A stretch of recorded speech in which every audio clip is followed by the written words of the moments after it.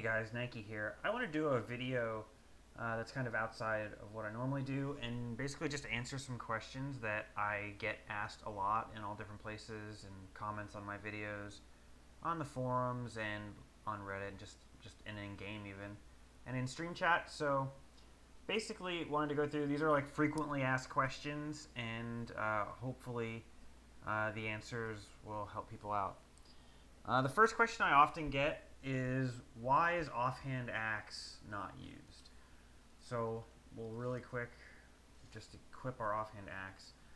Okay, so what does Offhand Axe do?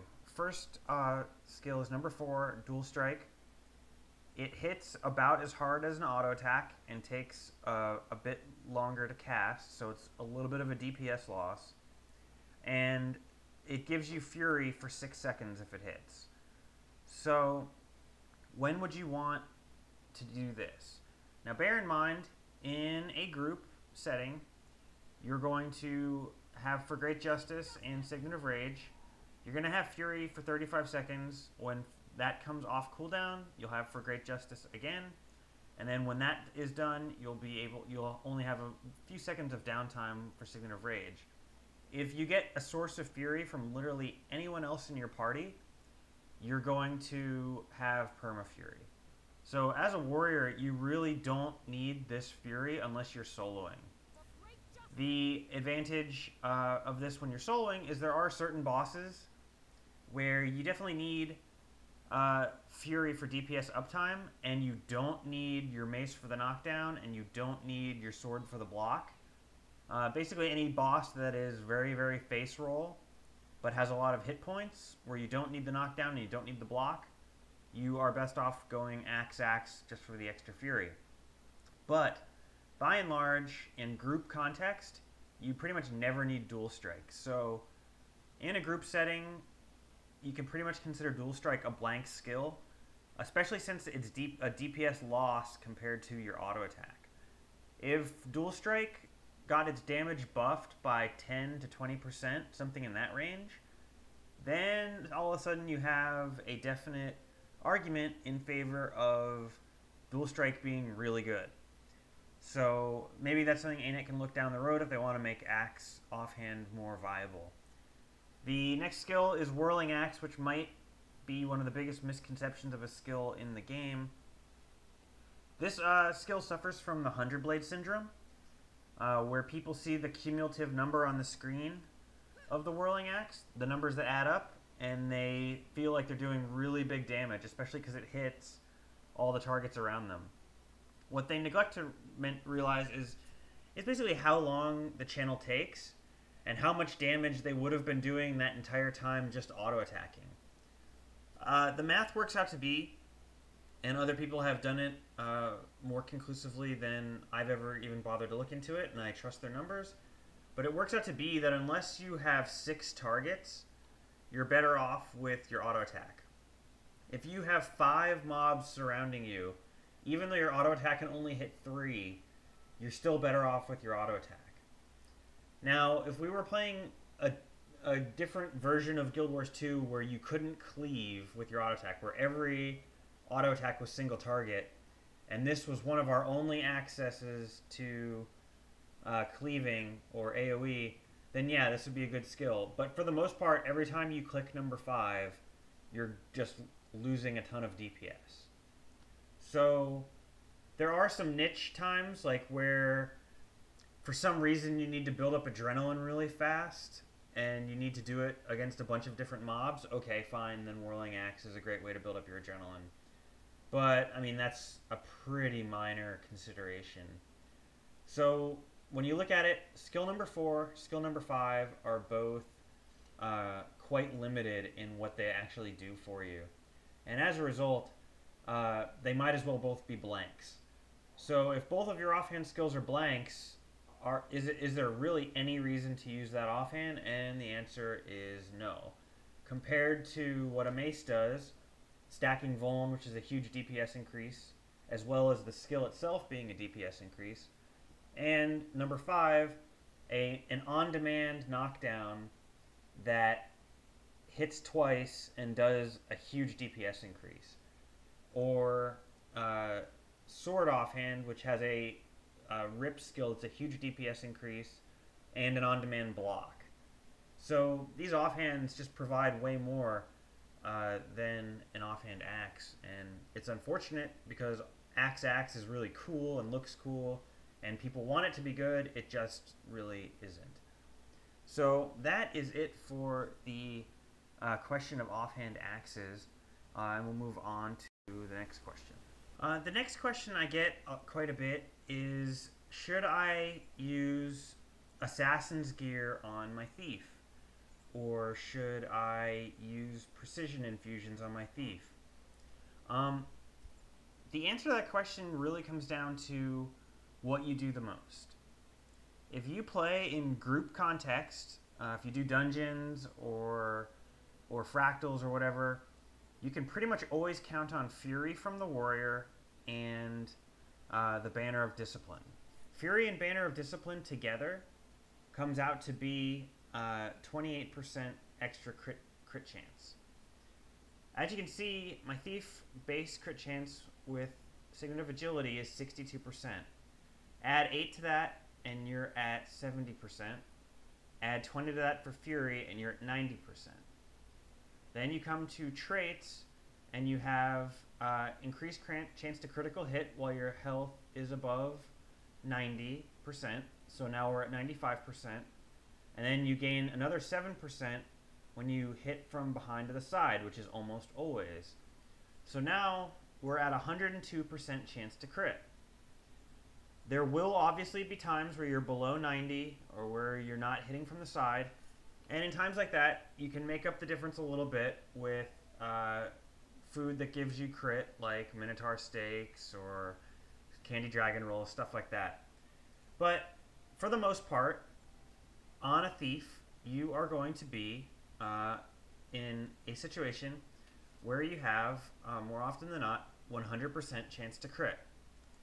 There is no need, with that being said, to go and get any precise infusions or to switch any of your gear out for Assassin's gear.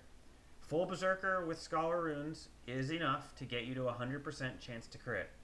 So, with that said, you should definitely consider on your thief not buying any Assassin's gear or using precise infusions. You can just go all out power main for your thief and you will be at a high crit cap. Now, with that said, that is really only for organized groups. If you are playing in if you're the type of player that likes to solo dungeons and you do a raw on your thief solo, which I know a lot of people do, or other dungeons solo on your thief, or you just roam around in the open world, you are not necessarily going to have the Banner of Discipline and you're not necessarily going to have Fury all the time. So in that case, you might want some pieces of Assassin's gear to get your crit chance up a little bit higher. In that case, you're going to have to, like I said with the, should I use Scholar Runes or Strength Runes on the other professions, you have to look really long and hard at the type of gameplay that you do and what you expect to get out of it. If you play in your thief 99% of the time in organized or even disorganized dungeon groups, just basically any dungeon group with a warrior, so long as you play in a dungeon group with a warrior, 5 people, you're going to want to go full Berserker and Scholar. If you are the type that likes to solo dungeons, you might want to switch some of the pieces of Berserker for Assassins, like I said. So with that being said, the best answer to the question is to look at the type of gameplay that you do and make a decision on that. I really can't quickly, in some of those places where I get asked the question of what you should do, give you a super quick answer. And hopefully this suffices to give you an idea of what you need to think about in order to make the right decision. Alright, so the next question I get a lot is, should I use Strength Runes or Scholar Runes? And there is no quick and easy answer to that question. The answer to that depends on the profession you're using, the build you're using, and the type of gameplay that you do. If you're playing a Scepter Dagger Ellie and you play mostly in groups and you're the main guy responsible for stacking might for your group, then yeah, you probably do want strength runes. If you pug a lot and you're the only person that you can count on for might, you definitely want strength runes. If you are the type of guy who solos dungeons a lot or does open world stuff, yeah, you probably want strength runes. You're going to benefit from them quite a bit. On the other hand, if you're a thief and you want to maximize your DPS, you're not going to be stacking too much might as a thief, so your biggest benefit will come from scholar runes. So it's a very difficult question to answer, and I do get it quite a bit. And the answer is you really have to look at the type of gameplay you do and what you get out of it. If you play in super organized groups where someone else in the party is responsible for most of the might stacking for your group, you're almost certainly going to benefit from scholar runes because it's a bit better DPS. If you play in groups that are less organized, or you do a lot of solos, or you just play open world stuff, you're going to benefit more from strength. But that also even depends on your profession. Like I said, a thief isn't going to benefit much from strength in any circumstance. Neither is a guardian. Neither is really even a ranger. Although that's somewhat debatable because you have boon sharing with your pet. But the answer to that question is so complicated and varies so much that there's no way for me to give you a quick answer on what you should take. You really just have to look at your build, look at the type of gaming that you do, and come to a determination on that. Strength runes are very expensive for a set of 6 of them, so you're making a kind of big commitment to it. And I would highly encourage you, before you pull the trigger on a set of strength runes or even scholar runes, which a set of scholar runes I think is something like 30 gold now, which is not nothing. Before you make a big purchasing decision on those things, you should definitely think about the type of gaming you do, what you enjoy, what you do the most, the type of groups you're in the most, and what sort of expectations you have. So those are the questions you need to ask yourself, and it'll help you come to the best decision that you can. I wish that there was a magic formula I could give you that would say what you should do, what you should go with, but no one can really answer that question perfectly besides yourself. I have to apologize about that, but really, whether you take strength runes or scholar runes has so many different variables and inputs that we really just can't give a super simple, quick answer. So the next question I get asked quite a bit is, why are Necromancers so bad in dungeons? Why does no one want Necromancers in their group? A lot of people think that the answer has to do with DPS, but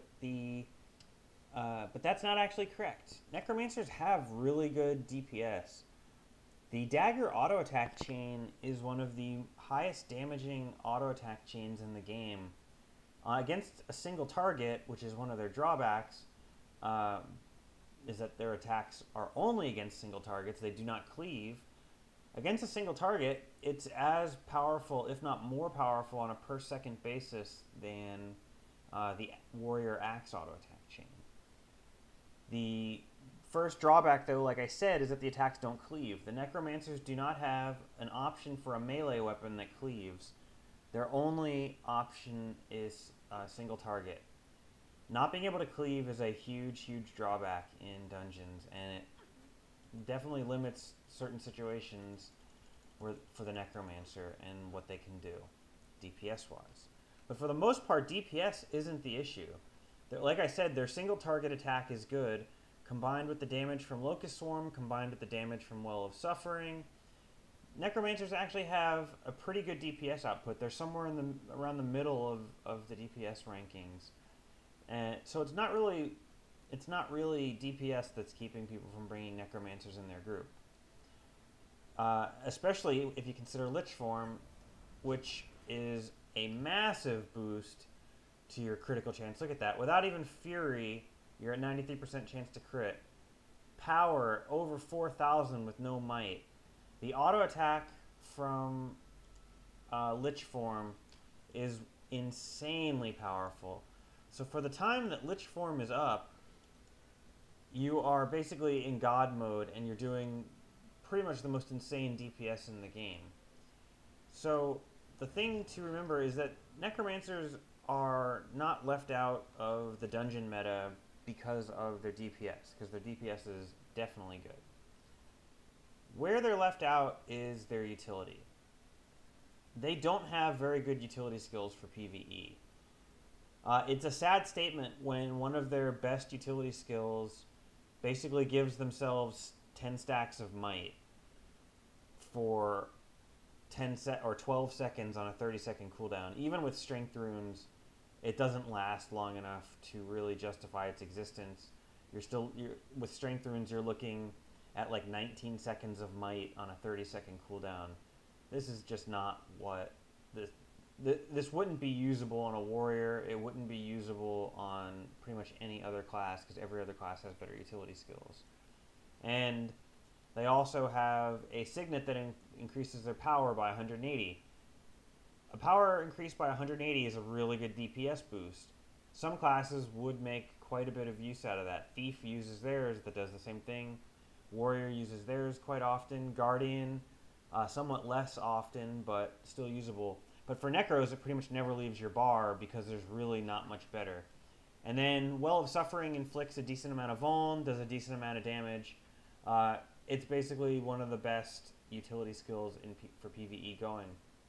But after that, it kind of dries up. Well of Darkness is like an okay blind field, but it's on a long cooldown.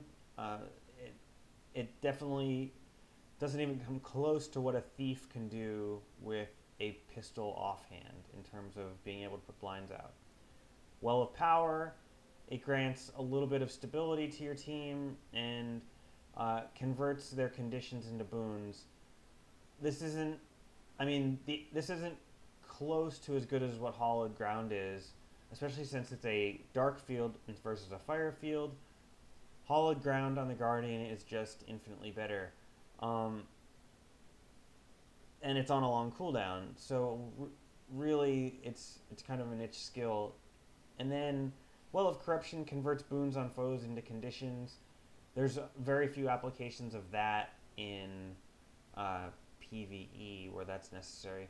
And most of the other utility skills just honestly have a very niche usage and really just aren't the type of thing that provide a lot of utility to the team. So their utility skills, whereas you compare to a Mesmer or a Guardian, where their utility skills are just absolutely amazing, or a Thief that has stealth for the whole team and a smoke field that he can stealth the team with that also absorbs projectiles. There's just really not much there for the Necro that jumps out at you as, oh my god, my team must have this. There's really just nothing. And then that same lack of team utility extends to the traits. All their good traits, like Furious Demise, gain Fury when entering Death Shroud. That's a pretty good trait. That's one of the better Necromancer traits. Unfortunately, it only applies to you. If it said gain Fury when entering, or if it said give your party Fury when entering Death Shroud, okay, then you have a really good trait. Then Necromancers bring something to the table. That would be strong. Reaper's Blast. Life Blast grants might.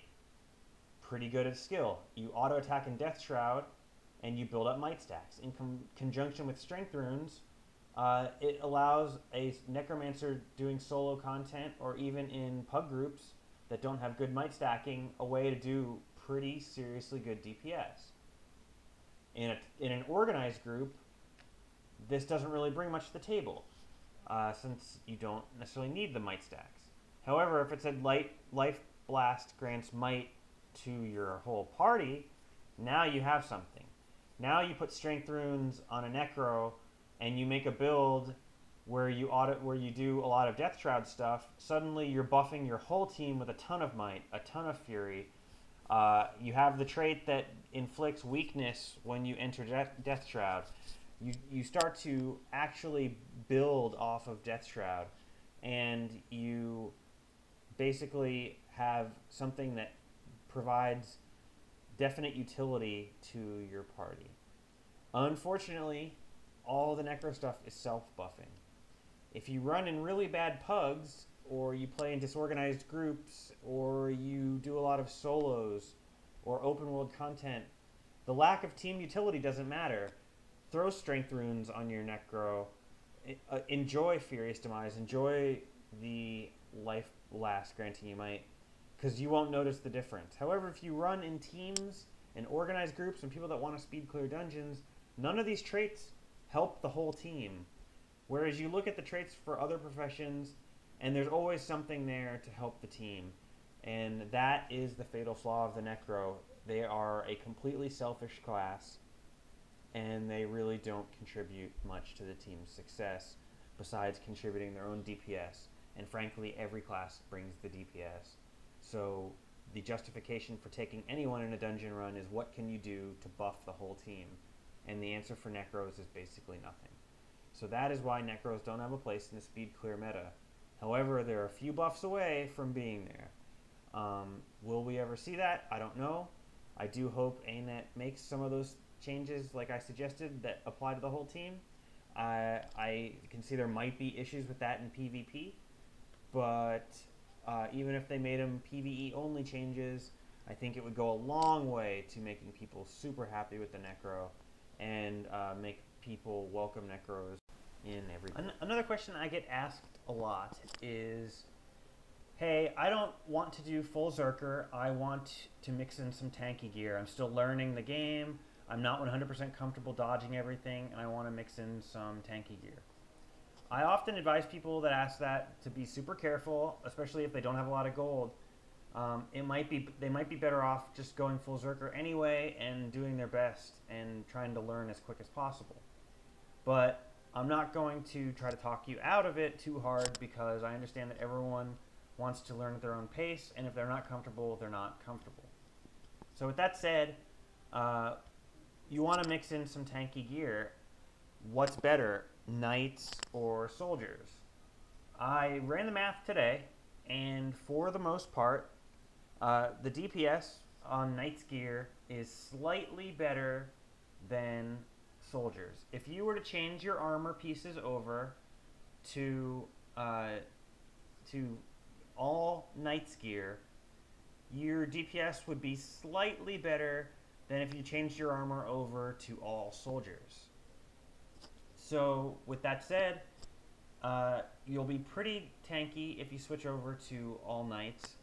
But you'll be doing slightly more DPS. With soldier gear on your armor, you'll be a lot tankier, and you'll be doing just a little bit less DPS. I would honestly advise people, if they were going that route, that they were going to sub in tanky armor, to go with soldiers. Just because you're slightly tankier and your DPS doesn't take that big of a hit. In the old days, people advised to use Knights if you don't want to go Zerkers, but I believe that soldiers is most of the time a better call. However, there are considerations to be made. You have to consider your traits. You have to consider things that you have that have procs on crit. For a Guardian, using a DPS build like this, there's really nothing that you have that triggers on crit.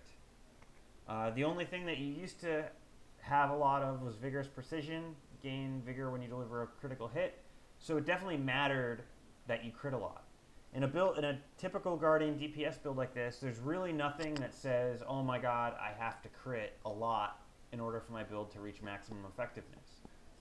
So, since you don't care about things on crit, like special things like you're not gaining might on crit, you're not gaining vuln on crit, you're not inflicting bleed on crit. since your traits don't carry a lot of on-crit procs, there's really no drawback into going soldiers on your armor if you want to be tankier.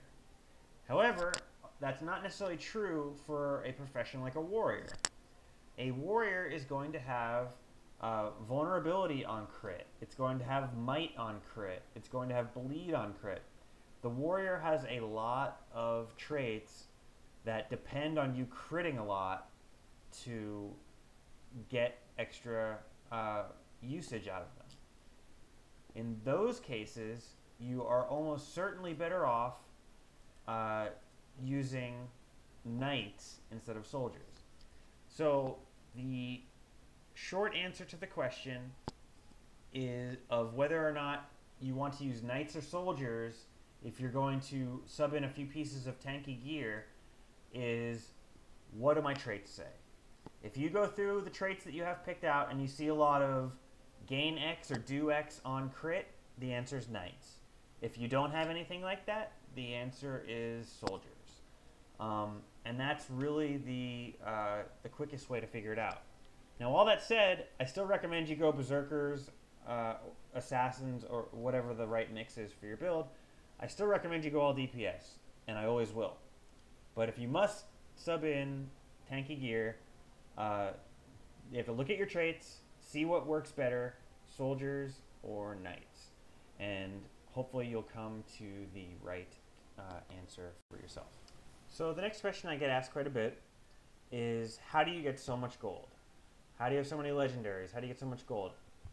The quick answer, and where most of it comes from, is dungeon runs. I do as many dungeons as I can every day. Now, I'm not hardcore. If I was in hardcore grind mode, going for a legendary where I have the stuff I need, I just need more gold, I would try to do all the major speed clear dungeons every day. When I'm just in a casual dungeon run like I am now, or I'm not really grinding for any particular legendary, I'm in a more laid back mood, I'll only do the dungeons I feel like doing, and I'm not really grinding anything. But beyond dungeons, there are a couple other things you can do to increase your income that a lot of people might let go by the wayside. The first thing is I never miss my dailies. I hoard laurels. They are worth their weight in gold. You always want to do that. I also always do my guild missions, even if, as you can see, I don't need guild commendations, because these can become very valuable in terms of gold. So those are two things that I highly recommend. Always do your daily, always do your monthly. It's definitely worth doing. Now, one of the most important things I always advise people to do is do their mining every day. There are two nodes that I always go to on all my characters every day. The first is in Timberline Falls, and we'll go there now. This is a rich platinum node. Platinum is one of the components of Deldrimore Steel ingots. This platinum, when Deldrimore Steel came out and Ascended Crafting came out, platinum went way up in value. It is worth farming this node every single day. I hit this node every single day on all my characters. So that's 8 characters, and you get about 13 ore per character. We'll see after I finish mining what I get.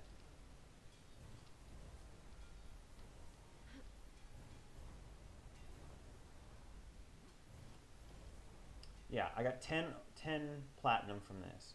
So you're looking at 80 platinum ore per day, give or take. And then I go to Brisbane Wildlands, and I go to Gallowfield's Waypoint. There is a rich iron node here.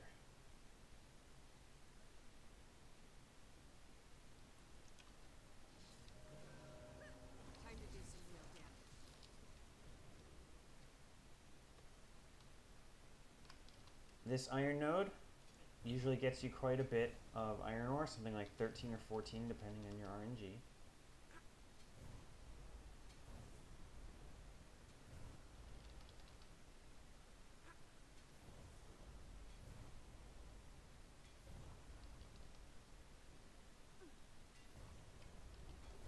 So there we go, I got 13 ore. Now if we were just to sell this on the trading post,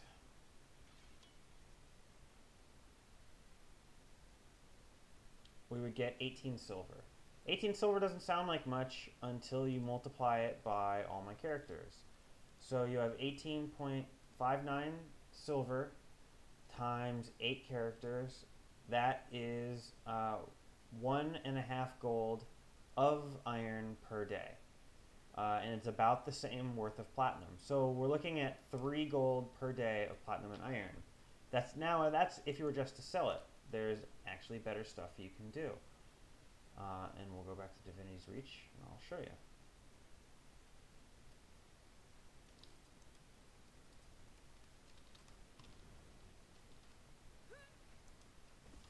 Oh, I didn't see you there. Go to the Armorsmith Station, and where is it? You refine your Mithrilium, and you come down to Refinement, and you make Deldrimore Steel Ingots. Iron ingots, which come from the iron ore we made, steel ingots, which come from the iron ore we made, and dark steel ingots, which come from the platinum ore we made. And this makes Deldrimore Steel Ingots. So, basically, for every day that goes by, I make about 80 or so iron ores, which is enough to make 1 Deldrimore Steel Ingot worth per day, and with a little bit of extra in case I miss it on one of my characters. This works out to be pretty darn good. So that means every day I get a Deldrimore Steel Ingot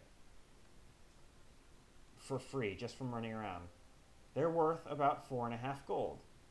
So you might not think it's very much, but 4.5 gold extra per day, and it takes me maybe about 10 minutes to do that on all my characters. So 4.5 gold per day for a whole month, you're looking at an extra 135 gold per month.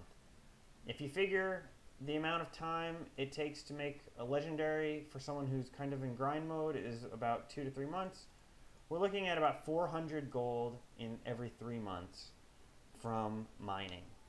Now, 400 gold in 3 months, some people might say, wow, that's a lot. Some people might say it's not very much, but believe me, it adds up.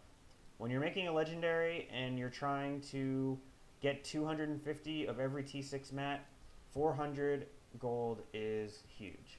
Basically allows you to just go to the trading post and say, okay, I need my powerful bloods. If they would show up. Okay, I need my powerful venom sacks. 250 is 101 gold. All the T6 are about this. So just from mining every day, we get to have basically 4 stacks of T6 mats. It really goes a long way towards finishing your legendary. I mean, it's pocket change compared to what you get from doing dungeons, but it adds up over time. And the most important thing in terms of making gold and having long-term money from playing the game is the little things like that add up over time. I always do this. I highly recommend it. It doesn't take very long. You might say hitting nodes is boring, but it's the little things like that are going to add up your money over time. And I think that is just as important to do as doing daily dungeon runs. So that is, I'd say, my #1 secret to making money is hit those rich platinum and iron nodes every day and make Deldrimore Steel Ingots, and either sell them or keep them, depending on whether you need your Ascended gear still. But yeah, I mean, just doing those every day, those minings, is going to add up to a lot of gold in the long run. Alright, and so for the last question for this video, it's a question I get quite a bit in the comments of random videos is, oh my god, you do so much more damage than me, and I'm using the same build as you. How do you do so much more damage? Well, I assure you guys, it has nothing to do with anything special that I'm doing. Where I get damage from that a lot of people watching our videos and watching speed clearers do is we make sure we have all the right party buffs. Speed clearer guilds, when they do dungeons, they make sure they have their warrior banners. Banner of Discipline gives you 11 or 12% chance to crit, and it gives you like 14 something like that percent crit damage. It's a pretty big DPS boost. Banner of Strength gives you 170 power. Not only to you, but also to your whole party. These are party-wide boosts. People in speed clear groups make sure they have Fury constantly. This ups your chance to crit by 20%. People in speed clear groups make sure they have 25 might. 25 might adds 875 power. When you're at max power, you're looking at about 35 to 3600 power. If you're running in a disorganized pug, you might not have all these buffs. You might not have the access to a lot of vulnerability on your target. If your target doesn't have max vulnerability stacks or close to max vulnerability stacks, you're not going to be doing as much damage. So basically what separates my damage from the damage that people experience in their game is I have all the buffs stacked up. I have Might, I have Fury, I have Banners, I have Vuln, and when we make our parties, we keep in mind how much of all that we're going to have. We try to have as close as we can to always having 25 stacks of Might. We try to come as close as we can to always having 25 stacks of Vuln. If you play in pugs or less organized groups, these things are kind of like afterthoughts, or they're not even thought of at all, and it's not something that you optimize for. Just because it's a random group and you can't really control who joins and you don't know what kind of build they're going to run. But that's really the difference, and that's why you might not see the same damage numbers as me. If you see me do a 50k 100 blades and your 100 blades are only 25k, you have to look at the buff bar and make sure that you have the same buffs that I have. Are you using really good food? Are you using dungeon potions? These are important things to know. Do you have the banners? Do you have 25 might? Do you have 25 fury? Do you have close to 25 vulnerability? These are the important things to consider. Your actual traits and your gear, that's only half of the DPS you do. The other half of the DPS you do is your buffs. So if you have perfect gear, perfect traits, that's still only half the story. The other half of the story is making sure you have perfect buffs. And that's the difference between the damage that you see myself and other speed clear guilds put out and the damage you might see that causes you to question what I'm doing differently than you. So that is what you want to keep in mind when you watch us do dungeons and you don't understand how our numbers compare to numbers that you guys see. So I hope that answers that question, and I hope if you had that question that next time you are playing, you just be mindful of the buffs you have and think about what you could do to get the buffs that you're missing and optimize a little bit better. So that's it for this video.